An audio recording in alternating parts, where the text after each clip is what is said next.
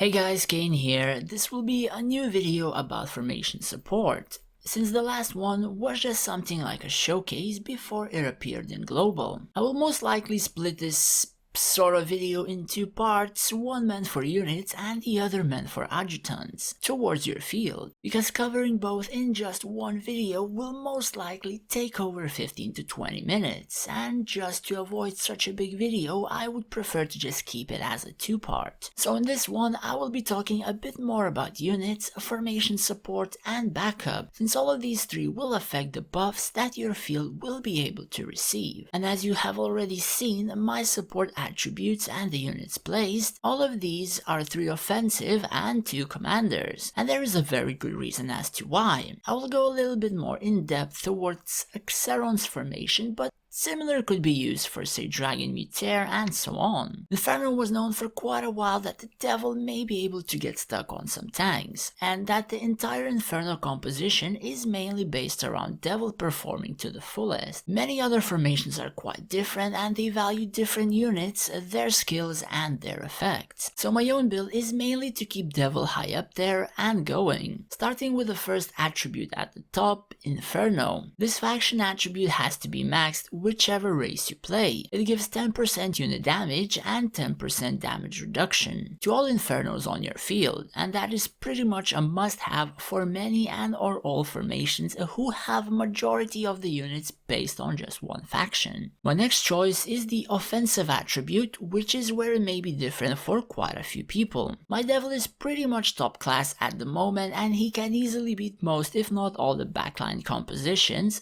but it can easily get stuck on some tanks. So unless the other players places like 5 tanks throughout the formation and supports, the tanks of the enemy become far weaker than they were before. So in an Inferno composition, to not get stuck on tanks, I would suggest this route. And the third choice was Magic Emissary. Now it is quite hard to max this, because most of the units in here are SR+, which means either you get lucky or it costs you $50 per most of these units. And also this would give your Devil 10% unit damage and additional 10% against Divine Descendant units, which includes Paladin, Angel, Archdruid, Genie and Giant as of currently. Basically, if you will be facing Astrals on your server, this is preferred to be maxed over the offensive one, but again, this depends either on your luck or if you have purchased the units. In such a case, if everything was available to me and I had some Astrals on my server, I would value Inferno, Magic Emissary and then offensive. In many other cases, it is the other way around. Even though I would like to have unit damage, and it affects everything at least to a point, but 15% damage reduction from tanks is something that will do wonders for Xeron's formation, not to get stuck on any or most of the tanks. However, as you can see, I have Dark Knight placed onto my formation, but you have not seen it on my field, nor my formation supports, and that is where backup comes in. Those units also do work for assisting with these attributes, and it may look like a hot mess of things, but it was pretty much worse before with less buffs, since I had Green Dragon and Unicorn in there. Now the backup is a little bit less damage, but provides 2 crucial buffs in terms of Inferno level 3 and Magic Emissary level 2. And I can use the support to provide my field with offensive level 2. And another one of the important attributes is the leader.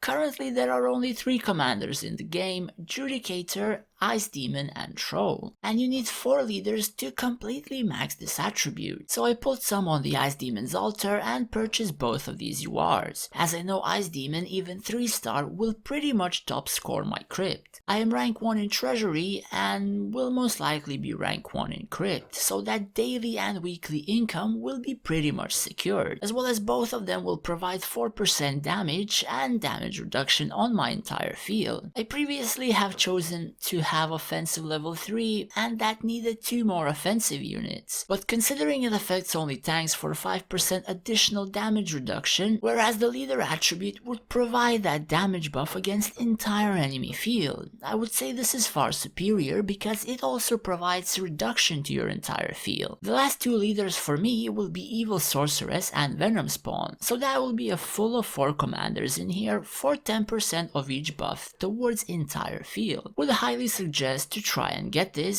you only need 3-star URs and it will be pretty much your choice which ones to pick. And most other buffs are just either the units I have used from different factions or MySR Plus or SSR providing third circle in there. So with proper management you may be able to get additional 1 or 2 buffs that may benefit you a bit more. Now I am sort of wondering how to change up the formation in 1 month or so, because with the addition of the next UR, which we assume to be Evil Sorceress, if nothing changes, I will be replacing Beholder with her, and that will be probably another month from level 105 or a month and a half, whenever Evil Sorceress is released. So I will need to figure out a few things out by then, since this is pretty much strictly based on the units and their own placements, and the buffs they provide. And unfortunately, Evil Sorceress doesn't give the Magic Emissary one, but at 105 that should be fine. And if she at 6 stars will perform a lot better than my Devil, I will most likely have to swap the emblems onto her and test out Dragon Meteor, until Inferno starts to get their toys given to them. At least that is left to be seen. Anyways, that's it for this video guys, thanks for watching and see you in the next one.